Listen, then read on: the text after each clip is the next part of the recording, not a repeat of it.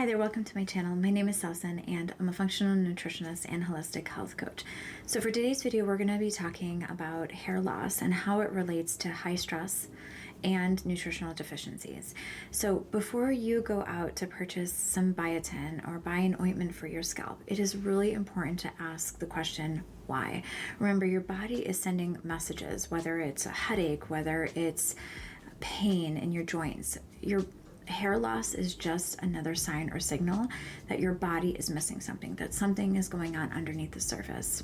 So stick around so I can reveal some of the reasons why. I also have in the description a little printout for you to read over that will give you some insight into some of the reasons why. So let's talk about some of the reasons why you could be losing hair. And first and foremost, know that hair loss is not a pathology. It's a symptom of a much deeper problem. Even if it's an autoimmune condition like alopecia, it's never just one thing. It's usually multiple things, and we often need to ask the question, why are we losing our hair? Why am I having this problem? Why am I having that problem? And when we look to find some of those answers and resolve them, oftentimes other issues like hair loss and other symptoms usually get resolved. But it's important to consider infections. So if you have, let's say, a lot of itching, you have scaling on your skin, you could have a fungal infection on your scalp. Now, yes, that could mean that there might be some internal issues going on. You could have a yeast infection. There can so many things that could be going on internally. But again, if you are seeing flaking, redness, anything like that, it's important to have a doctor take a look at it so they can identify if indeed it's an infection that can be resolved rather quickly. And then there is inflammation. So if you're dealing with chronic inflammation, that is going to destroy hair follicles, and it's going to cause scar tissue around that area, preventing you from having, well, first off, losing hair, and then preventing you from being able to regrow your hair. And then there are other things like hormone imbalances. There are so many different hormones that are involved in hair loss. You could have low estrogen and high testosterone for many reasons. You could have a condition called PCOS. When we have high levels of androgens, yes, as women, we need not high, but we need to have a good amount of testosterone, right? So testosterone is always assumed to be just for men, but we do need to have a good amount of testosterone. But when we have extremely high levels of testosterone, that is going to lead to hair loss as well. We also have cortisol, which I'm going to talk about in just a moment. Then we have various nutritional deficiencies, and I would say this is one huge factor. And yeah, sure, there are food sensitivities that can cause hair loss, but remember, food sensitivities are due to other problems, digestion, which I'll also briefly talk about today as well. So when we're looking at the various reasons why a female, could be losing her hair, regardless of how healthy she is, regardless if she's exercising, sleeping well, remember that chronic stress is going to be the thing that pulls the rug from underneath you. It does affect you in many, many ways. Now, first and foremost, please know that stress is not all a bad thing. We're humans. We experience stress at varying degrees throughout our life, and I don't always want to talk about it as if though it's a bad thing. In fact, our body is designed to handle stress, but it's when we're dealing with chronic stress is when we start to see it have an effect on our overall health and our well-being. So what does stress do inside of the body, or what does it do like specifically to hair follicles? Well, it disrupts the natural hair cycle, and what it does is it impacts the cell signaling pathways within the follicle, causing it to go dormant. So if you, let's say for example, you experience chronic stress for an extended period of time, or you have an event where you've been stressed for several months, what will happen is once that follicle goes dormant, you'll start to lose hair within just a couple of months. So you'll see hair thinning, hair loss, and it can persist over time, especially when the stress does not end. So how does high cortisol or high stress levels impact nutritional status? So when you're under chronic stress, we start to see physiological changes occur in the body, especially when it's chronic. And one of the things that high stress levels do is that it'll shuttle energy and blood away from the digestive tract, basically like shutting it down. It impacts gut motility, stomach acid production, and more. And over time, that leads to inflammation, thereby impacting your body's ability to absorb nutrients. So, what are the nutrient deficiencies that can occur over time, especially when you're under chronic stress? Oh, but first we want to make sure that we consider other serious medical conditions. Like you may have Crohn's disease, ulcerative colitis, IBS, gastroparesis. So if those conditions are, you're in the middle of a flare-up, a serious one, right? And it is a condition that's out of control. Again, that's going to lead to digestive issues, thereby impacting your ability to absorb your nutrients. But more importantly, what are you doing every day, right? Are you eating enough? Are you eating enough of the right foods?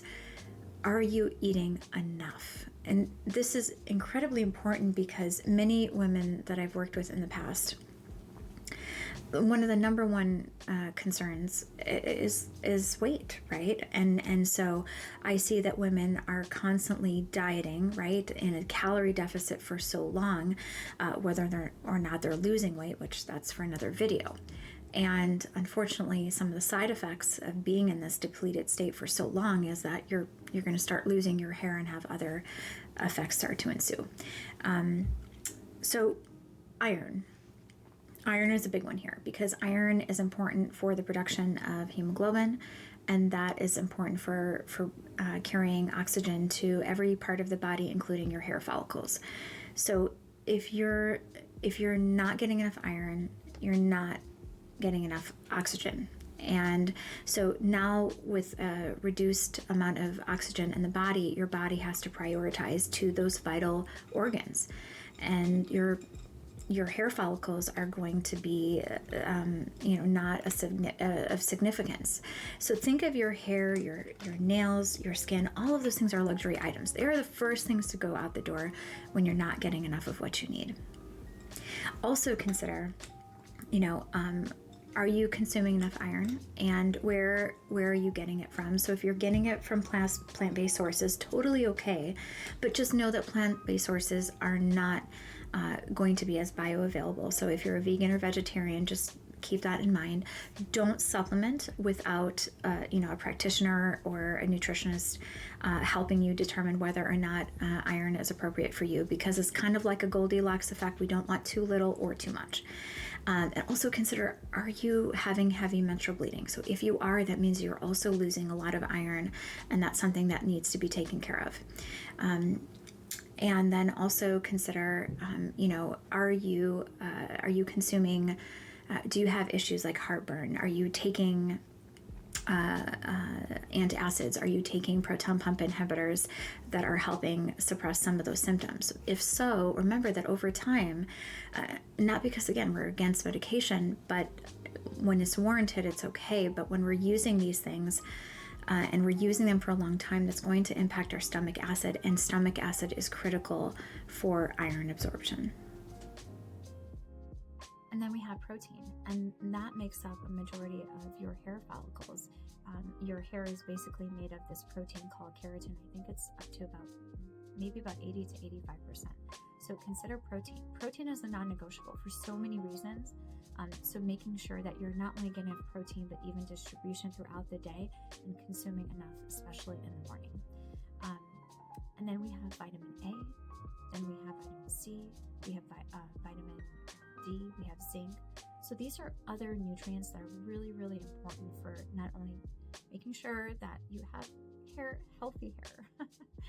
And again, going back to inflammation, for me, I have lost my hair at least 3 times in my life for very, very different reasons. And I am very severely sensitive to soy. So if I consume soy in any form, any way, I will start losing my hair. So are food sensitivities a factor? Sure, because again, they can cause inflammation, right?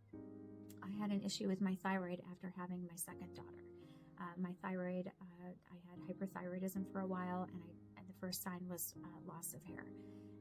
And another time was when I had COVID. Shortly after I had COVID, about a couple months after it, because I was very, very sick. I started losing my hair and I lost a substantial amount of it. It was pretty devastating, but those are just some of the few examples of, times where you can lose your hair. And so again, don't rush to the store to go hurry up and grab things and think it's just one thing. Oh, and I totally forgot, your B vitamins are really important, but it's not just biotin. Yes, biotin is really, really important, but you have to consider all of your other B vitamins as well, right?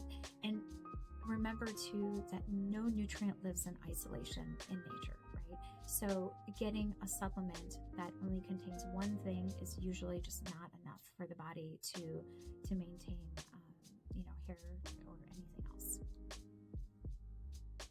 So in the meantime, as you are trying to find some of the reasons why you could be losing your hair and you're working on that, there are some things that you can do. Absolutely.